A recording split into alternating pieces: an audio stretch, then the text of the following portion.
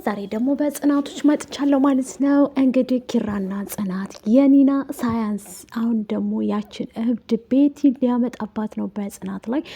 በፊት ላይ እንደምታዩት ጽናትን ጎርታት መርዝ እስከ ማብላት ድረስ ተዛም አልፋ ደግሞ ልጇንም እስከ መግደል ድረስ አድርጋባት በዛ የተነሳ ተጣልተው ተቤት አባሯት ነበር ቤቲን ማለት ነው። የቀድሞ ፍቅረኛው ነበረች የኪራና እሱ የቤቲ እናት ደግሞ ኪራን ደውላ እንደምታገኘው እሷ ደግሞ ስለታመመች እየነገረችው ነበር ማለት ነው የቤቲ እናት።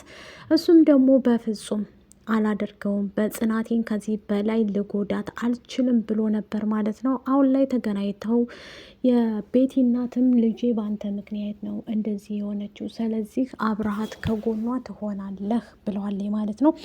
አገናኝታቸዋለች። ምን ተፈጠረ? ጽናትስ ምን አለች? ኪራስ ምን አለ? ቤቲን ሳያት ማለት ነው። ቤቲ እንግዲህ ልቧ ተሰብሮ አብዳለች።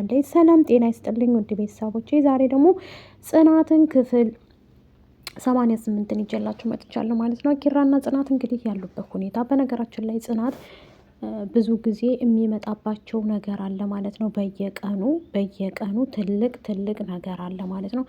አንዱን ተዋተናል፣ አንዱን ጨርሰናል ሲሉ ሌላ ነገር ይተካል ማለት ነው። ውድ ቤተሰቦቼ አሁን ሌላ ጨርሰናል እና ሌላ እንትን እናስተካክል ሲሉ በሁለቱ መካከል ትልቅ ችግር እየተፈጠረ እንደሆነ እነግራችኋለሁ ማለት ነው። እንግዲህ ጽናት እንደምናያት ከዚህ በፊት ቤቲ በጣም ልቧን ሰብራት፣ ከዛም አልፎ ልጇንም ገላባት፣ ከዛም አልፎ ደግሞ እሷንም ለመግደል ሞክራ ጥራ ነበር። አልተሳካላትም ነበር እንጂ ቤቲ ማለት ነው። ጽናትን እንግዲህ አግብቶ እየኖረ ነው ኪራ ማለት ነው። በዛ መሀል ደግሞ ይቺ ኒና የምትባል ልጅ ጋር ተዋውቆ በሆቴል በቅዱስ ምክንያት ተዋውቆ አምጥቷት ነበር ማለት ነው። አሁን ላይ ደግሞ እሷ ያውና ጽናት ጋር እየኖረች ነው፣ አድባ ተቀምጣለች። ጽናትም ደግሞ ሁሉን ነገር አውቃ ይቅርታ ብለው አብረው እየኖሩ ነበረ።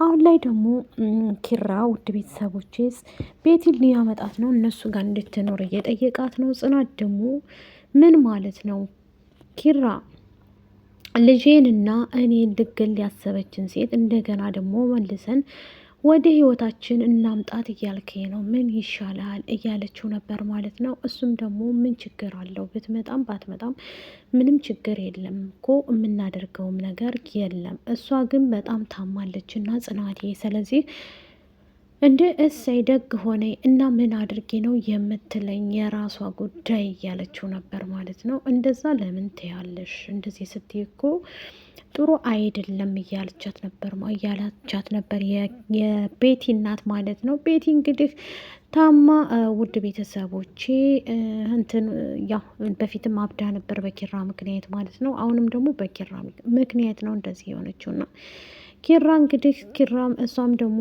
ኪራ እስካሁን አለ እንዴ? የታክሲ እንትን ነው እኮ የሚመስለኝ፣ ምን እያደረገ ነው ይሄ ኪራ ነው እንዴ እያለች ነበር ማለት ነው። እሷም ደግሞ በቃ ግራ ገብቷታል እናቲቱ ማለት ነው። የቤቲ እናት አምጥታታለች ማለት ነው። ጽናት ምን ፈጠረች? በጽናትና በኪራ መካከል ለምንድን ነው እንቅፋት የሚኖረው? አብሶ ጽናት ማለት ነው ውዶቼ፣ ዛሬ አንዱን ጨርሻለሁ ስትል ነገ አንዱ ይተካል ማለት ነው። ለምን እንደዚህ ትሆናለች? በነገራችን ላይ እንግዲህ ጽናትና ኪራ ችግር ውስጥ ናቸው ማለት ነው። ውድ ቤተሰቦቼ አንዱን ጨረስኩ ስትል አንዱ ይተካል ማለት ነው። አንዱን ጨረስኩ ስትል አንዱ ይተካል ማለት ነው። ይህንን እንደዚህ ማድረግ ለምን አስፈለገ? ጽናት ለምን ሁልጊዜ ልቧ ይሰበራል? ውድ ቤተሰቦቼ ማለት ነው። የጽናት ልብ ሁል ጊዜ የሆነ ነገር በቃ አሁን ተደስታ ነገ ደግሞ የሚከፋት ናት ማለት ነው። ዛሬ ተደስታ ነገ ይከፋታል ማለት ነው። ለምን ውዶቼ? እና ኪራ ደግሞ ዝም ብሎ ያገኘውን ነው የሚቀበለው። በፊት ላይ እንደዚህ የለም ነበረ ማለት ነው ውድ ቤተሰቦቼ። አሁን ላይ ደግሞ እንደዚህ የሆነ በጣም የሚያስጠላ በጣም እንትን የሚል ነው ማለት ነው። ምክንያቱም ሁል ጊዜ ስቃይ፣ ሁል ጊዜ መከራ ነው በጽናት መካከል። አንድ ቀን ስቃ አይተናት አናውቅም ማለት ነው። ስትስቅ ሌላ ታሪክ ይፈጠራል ማለት ነው። ውድ ቤተሰቦች ምሩና ናሆም ደግሞ ደስ የሚል ጊዜ እያሳለፉ ነው ማለት ነው። ምሩና ኪራ ደስታቸውን እየተገላለጹ አብረው እየኖሩ ነው ማለት ነው። የቤቲ እናት ታንኳኳለች በር ማለት ነው። ኒናም ሄዳ ትከፍታለች ማለት ነው። እንዴ ማነሽ ምናምን ትልና ትመለሳለች ማለት ነው። ለጽናትም ደግሞ ቁጭ በይላታል ውሃ አምጪ ብሎ ማለት ነው። ኪራ ቁጭ ትልና ቁጭ በይ የምናወራሻለ ይላታል ማለት ነው። እሷም ቁጭ ትልና ያወራሉ ማለት ነው። የኪራ እናት የቤቲ እናት እንግዲህ ስታወራም የነበረው እንትንም ስትል የነበረው በኪራ መካከል ነው ማለት ነው። ውድ ቤተሰቦቼ ይህንንም እንግዲህ እንደዚህ ያደረገችበት ምክንያት ምን እንደሆነም እናውቃለን ማለት ነው። ውድ ቤተሰቦቼ ስለዚህ ኪራ ቤቲ ጋር እንዲማለስ ይመስለኛል ማለት ነው። ይህን ስሰማ ደግሞ ጽናቴ በጣም ልቧ ተሰብሮና ተጎርታለች ማለት ነው። ውድ ቤተሰቦቼ በጣም አዝናለች ማለት ነው። አዎ ታዝናለች እና ኒናም ደግሞ ይች ሴትዮ እኮ ነው አየኋት ያልኩሽ ምን ትይኛለሽ ትላታለች ማለት ነው። እሷም ደግሞ እንዴ ይች ሴትዮ ደግሞ ምን ታደርጋለች ትላታለች። እስኪ ዝም በይ አንቺ ደግሞ እነሱ ያወሩ ትላለች ጽናትም ማለት ነው።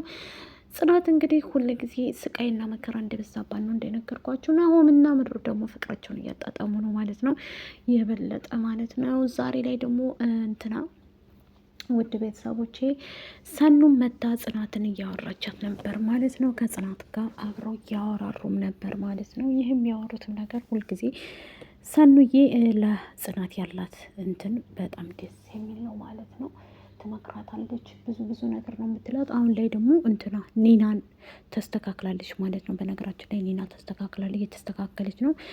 እሷም ከዚህ እስከመር ድረስ ብዙ ነገሮችን የፈለግኩትን እስከማሟላ ድረስ ትዕግስት አርጌ ቁጭ ማለት አለብኝ ብላለች ማለት ነው። እንትና ኒና ማለት ነው።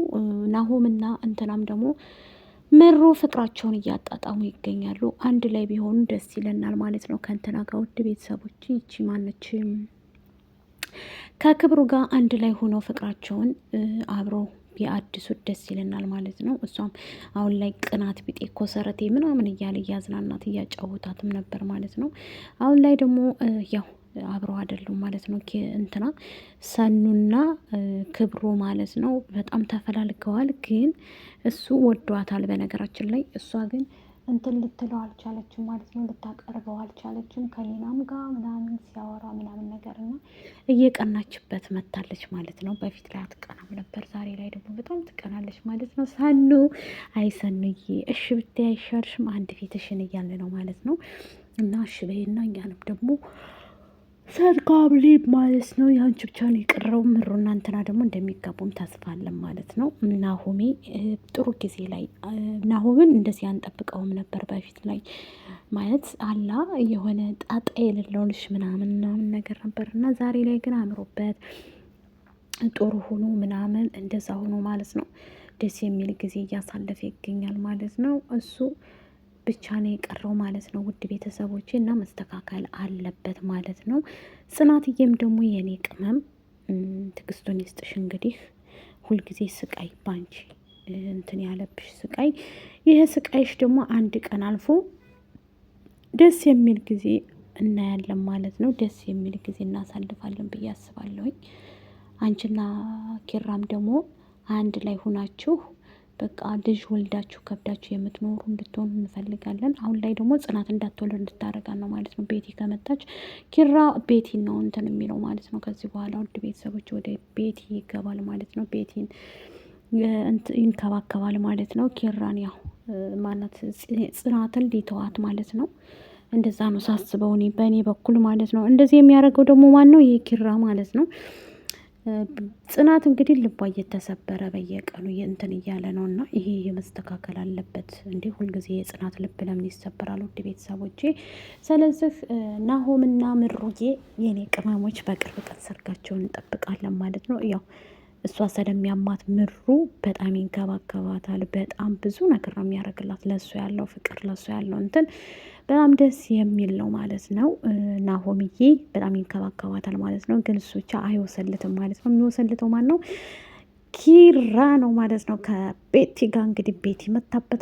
ምን ሊውጠው ነው አሁን ማለት ነው? እንግዲህ ቤቲን እንዲያሳክም በሱ ምክንያት እንድታመመች ራሷን እንደሳተች አቅሏን እንደሳተች ነው የተነገረው እና ወደ አንተ መመለስ አለበት ተብሏል ማለት ነው። ውድ ቤተሰቦች ይሄ ነው እንግዲህ ምን እንደሚደረግ ማየት አለብን ማለት ነው። ከዚህ በኋላ እስቲ እንግዲህ ጽናትን ትቶ ወደ ቤት ይሄዳል ወይስ አይሄድም የሚለው ነገር በጣም እያሳሰበኝ ነው፣ ግራ አጋብቶኛል። እና ጽናትና ኪራ መካከል ችግር አይጠፋም።